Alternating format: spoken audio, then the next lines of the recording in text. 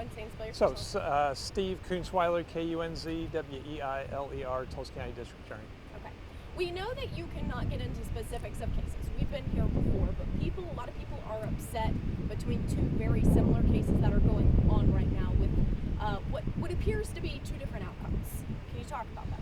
Well, let's talk about outcomes first. There's no outcome yet. Both of these folks have been arrested.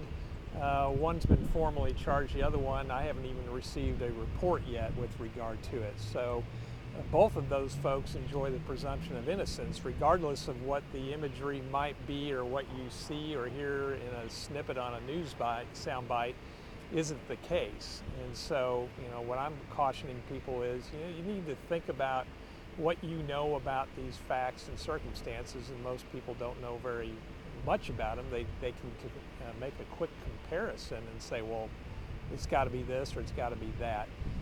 It's a very deliberative process.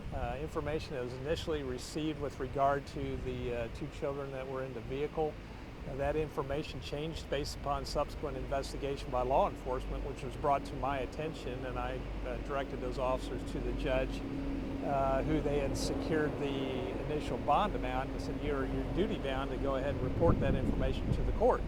The court released him on his personal recognizance bond. That doesn't mean the investigation is over. I've yet to receive a single report or have anything with regard to any potential charges that could or may not be filed. But at this point, it's, this thing happened on Saturday, and it's still a matter under investigation, and I'm going to let law enforcement do what they have consistently done. But the original information that they were relying upon was disproven by a video.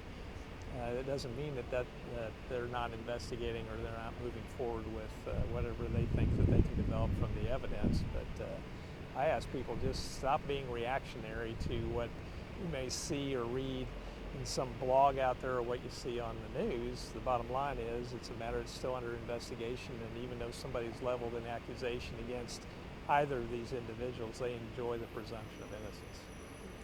So you talk about new evidence or whatever kind of prompted this. Can you at least talk about the fact that, like, a lot of people are going to think, okay, law enforcement just made a quick arrest without any kind of knowledge. Was there faulty information? Can you? Well, I can't speak because obviously you're asking me a question that deals with what information they've received as a part of their investigation. Okay. So I don't want to compromise anything with regard to either person or either case.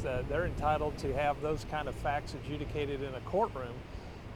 What I do know is that there was information that they were reliant upon initially that based on their further investigation, and to their good credit, they didn't just sit there and say, oh, well, hey, this is what it is, and then stop investigating. They continued to press the issue and investigate, and the information that they had initially relied upon proved to be unreliable. And so they had to bring that information to the attention of the judge, which is what I think everybody would want their law enforcement officials to do. Is their job is to present whatever they can develop as it approximates the truth. I mean, nobody was there at the time when this happened other than the people who were involved directly.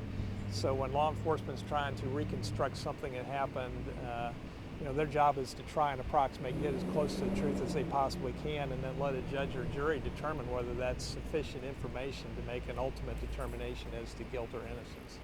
A lot of people feel that this has become about race because, there is a mother of the two children who drowned who is still in jail and has been charged. And then there's a Caucasian dad who has been, released at this point. And again, we've already talked about that. What do you want to tell people who believe this is about race? Well, obviously, anybody that's known me for the past 30 years would know that can't possibly be true. Race doesn't enter into anything, and I would be firing people in my office if they were making decisions based upon a person's race, whether they're a victim or a defendant.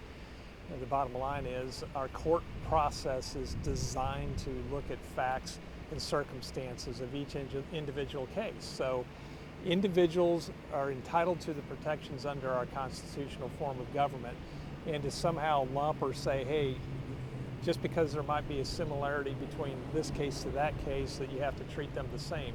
Every individual is entitled to individual scrutiny, and we're given this case, like we would any other case, the individualized review that it deserves. And then ultimately, depending on what law enforcement does or provides in my office, we'll make some kind of a decision. But at this point, we haven't received any reports. But to my knowledge, I'm not seeing anything that's related to race, other than what people are trying to speculate about it. We're trying to afford the same protections that we did with any individual, regardless of race, color, creed, sex, whatever that is. They deserve individualized attention. Last thing that I can really think of, I just want to make sure I've got this correct for my records. Sure. Basically, the only difference between this dad getting released and anybody else who has gotten released from jail on bond is that most people who get released from jail on bond pay their bond. Right. And he, the judge decided, did not need to pay a bond, but he is still required to go to his court date, correct? Right. He's still been arrested. He is still subject to the charge that the Tulsa Police Department initially arrested him for. The court, based upon the new information that was provided, released him on a personal recognizance bond. I didn't see that as an inappropriate decision by law enforcement or the judge. It seemed to make sense to me. What they had initially reported or investigated was different than what they subsequently determined, and I think it's a wise and prudent decision to make sure your court is informed. You know, when you make an arrest and you go to a judge and say, these are the facts that we had, well, subsequent investigation determines something very different than what was initially represented, and they were duty-bound to go and report that to the court. Very proud of the process that they went about. I think it's very professional, but they have not abandoned that investigation, and I'm fully expecting they're going to present something to my office to review. Okay. So judges set bonds all the time. Correct. Like, that's what they do. Right.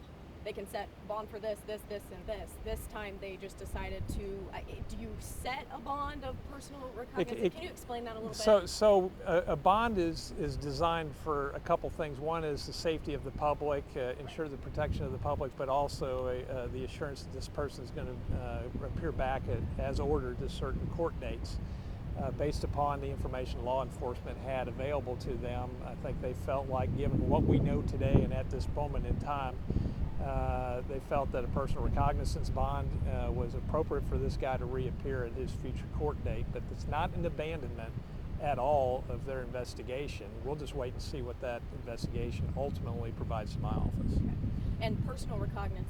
That's just your promise to appear back in court. Okay. Yeah, personal recognizance is an assurance or a promise to appear back in court at a set date and time. Yeah. And obviously, if a person fails to appear on that, they can be charged with another felony crime for bond jumping. So, okay. You know, I think the court handled this matter, given all the information the court had available to it at the time, appropriately. But there's a lot more investigation that law enforcement has discovered they needed to do it, and that's what I would expect them to do, is be as detailed and specific as they have with any other case. Okay. Anything else you Nope. would like to add? Yep, we're good. Okay. Thanks.